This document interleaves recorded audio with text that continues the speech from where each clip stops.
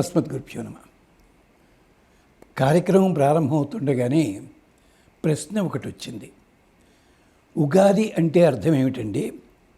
అసలు ఉగాది ఎప్పుడు ప్రారంభమవుతుంది, ఎప్పుడు ప్రారంభమైందని మనకు ఎలా తెలుస్తుంది?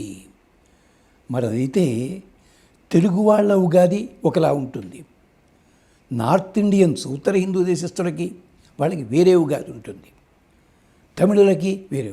ఎందుకండి ఇది అంటే దానికి వేదం మాట చెప్పింది. ఉభయతో ముఖం ఋతుపాత్రం భవతి. నీకు 6 ఋతువులు ఉన్నాయి కదా, వాటిల్లో ఒక్కొక్క ఋతువుని బట్టి కూడా వస్తుంది. మొదటిది ఏమిటంటే చైత్రమాసం వసంత ఋతువు, ఇక్కడ ఉగాది అంటున్నాం. కానీ తమాషా ఆశ్వయుజ మాసం ఉందే, అది ఉగాది కావాలి. ఎందుకని?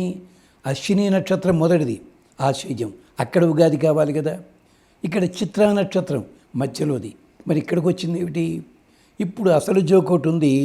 వేదం చదివిన వాళ్ళు, యజ్ఞాలు చేసేవాళ్ళు ఉగాది ఎప్పటితో చేస్తారో తెలుసిన?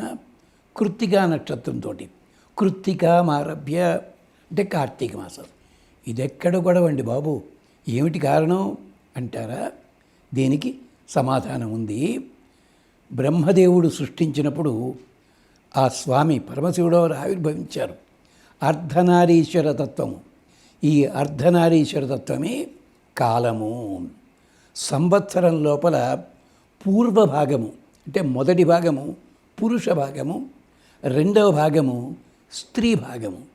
అందుకనే చూడండి, సంవత్సరంలో మొదటి భాగం చైత్రమాసం ఉంటున్నాం. చైత్రంలో ఎవరు వచ్చారు? భగవంతుడు రాముడిగా వచ్చాడు, మగపిల్లవాడు.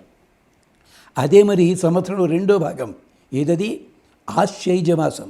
మరి ఆశ్వయుజంలో ఎవరు వచ్చారు? అమ్మవారు వచ్చింది, స్త్రీ భాగం అన్నమాట.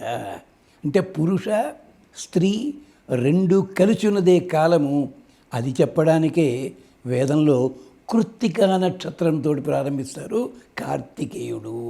కార్తికేయుడు అంటే అగ్ని, అగ్ని లోపల ఈ ఇద్దరు కూడా ఉంటారు. తస్మాత్ చతుష్పాద పసవ ఋతువున్ ఉపజీవంతి. వేదం చెప్పింది వేళాకోళం చేసింది. మనమంతా క్యాలెండర్లు చూసుకుని పలానా టైం అంటూ ఉంటాం. కానీ పక్షులు కానీ జంతువులు కానీ క్యాలెండర్ చూడవు. కాలం గడుస్తుంటే కాలాన్ని బట్టి ఋతువులు తెలిసిపోతాయి వాటికి. ఇది చాలా పెద్ద కథ. అది వేదంలో ఉన్న వాక్యమే చెప్పామది. తస్మాత్ ద్విపాద పశవ పశువున్ ఉపజీవంతి. పల్లెటూళ్ళల్లో కోకిల కూత కూస్తోంది అన్నారంటే చైత్రమాసం రాబోతున్న అర్థం. అలాగే ఉన్నట్టుండి మామిడి చెట్టుకి పూత వచ్చింది అంటే చైత్రం ప్రారంభమవుతోంది అని గుర్తన్నమాట. ఇలాగా అంచేత పక్షులు కానీ జంతువులు కానీ తెలుసుకుంటాయి. దానికని అందుకని అది ఉగాది. ఉగమంటే అర్థం ఏమిటి? నక్షత్రం అని అర్థం. ఉగము, ఉగ ఆది, నక్షత్రముతో ప్రారంభించేది. రామాయణంలో కూడా చైత్రాన్ని ప్రత్యేకించి చెప్పాడు. చిత్రయా శశినం యథా. చిత్రా నక్షత్రంతో చంద్రుడు కూర్చున్నట్టుగా రాముడు సీత కలిసి ఉన్నారు అని చెప్తారు. ఇది ఉగాది. ఉగమంటే నక్షత్రము, నక్షత్రముల ప్రారంభము, నక్షత్రముల కలయిక. 27 నక్షత్రాలు ఉన్నాయి. 27 సూర్యుడిని ఆశ్రయించి ఉంటాయి. అందుకనే నక్షత్ర పురుష దర్శనము, ఆదిత్య శయన వ్రతము. కనీసం ఈ ఉగాది నాడైనా గూగుల్లో కొట్టి ఇదేమిటో చూడండియా. ఈ నక్షత్రములన్నీ సూర్యుడి లోపల ఉంటాయి. దాని చేతనే మొదటి భాగము ఏ భాగం అది అంటే చైత్రమాసము, చక్కగా అది వసంత ఋతువు అయింది.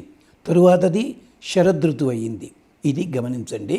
ఇలాగా ఉగాది లోపల ఉండే ఇంతకుముందు ఎక్కడ దొరకని విశేషాలు ఇప్పుడు మీకు దొరుకుతున్నాయి. స్వస్తి.